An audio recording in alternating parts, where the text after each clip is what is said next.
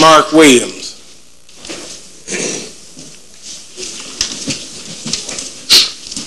To the citizens of Flint and the city council, the clergy, we appreciate the opportunity. On behalf of my brothers and sisters at the Afro-American Police League, we want to share some information with you. And again, we thank you. You know, many years ago, a fight began in 1831, to be exact, by a people to be able to share information and speak out when they've been done wrong. In 1831. Today, in 2006, we're still fighting to speak out.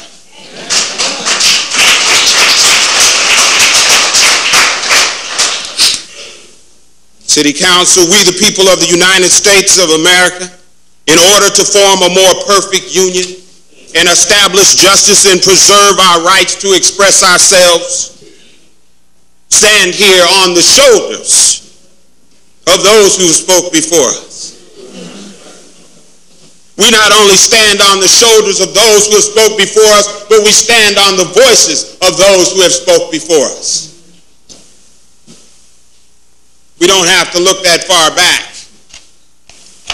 to see examples of what happened to people when they spoke out. There was a time when they sicked dogs on them, and they used water hoses on them because they wanted to express themselves. Thank God. Thank God they were able to express themselves. Again, we stand on the voices of our forefathers. You know, under this current administration, you've heard several things described. Inability to manage others, inappropriate behavior, lack of support. If you would, for a moment, I want you to imagine going home to your house after you've been in the world doing what you have to do to survive. And you go home to your house and you got a fight in your house. It makes it difficult to go out and give your all. When you go home, there's supposed to be a portion of peace. You're supposed to be able to relax to some degree when you go home. But to go home and have to worry about this target on your back is utterly ridiculous.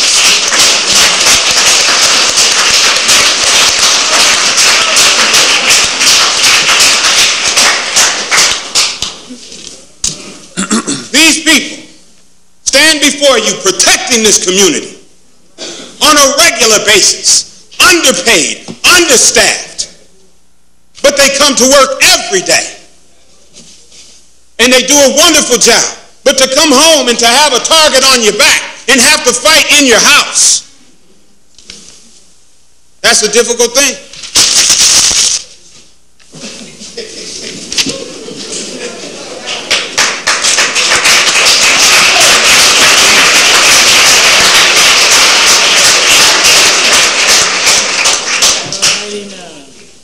You know, recently our interim chief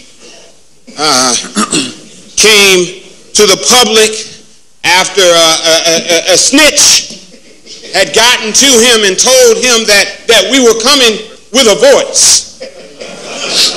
A snitch got to him. And when the snitch got to him, he got to him early. He actually got to him too early. Because we had another meeting that the snitch wasn't in.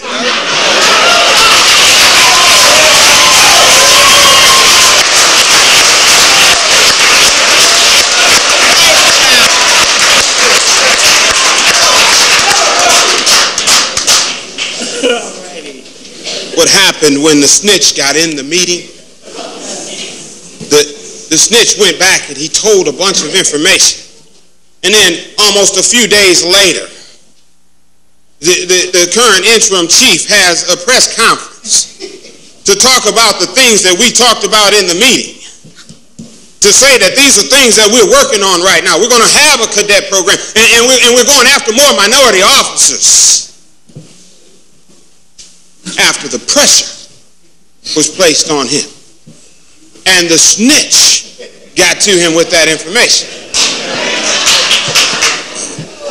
But when we had the meeting after that, those of us that we felt we could trust, we said we won't go on this day, we're going to go on another day. All right. And on that Friday before we were due to go, the chief puts that information in the media, trying to take the wind out of our sails. That Monday didn't come. That Monday is today.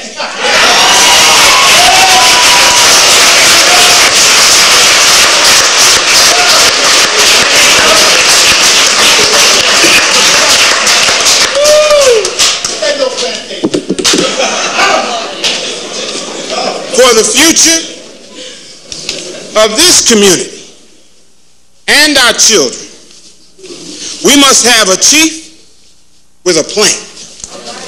Amen. We deserve it.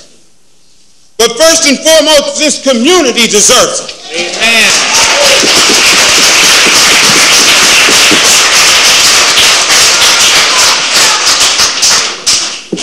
One of the officers before me shared some information with you, and he talked about going into certain areas.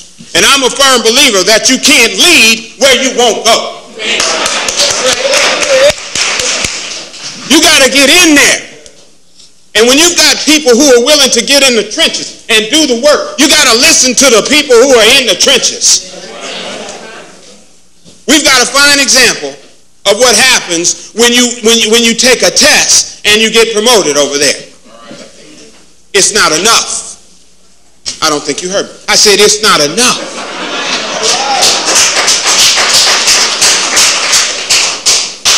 To take a test and to never speak to the individual or evaluate the individual or have an evaluation process in place for the first level of management over there is mismanagement. We can't continue like that. We can't continue this way. A management style that's still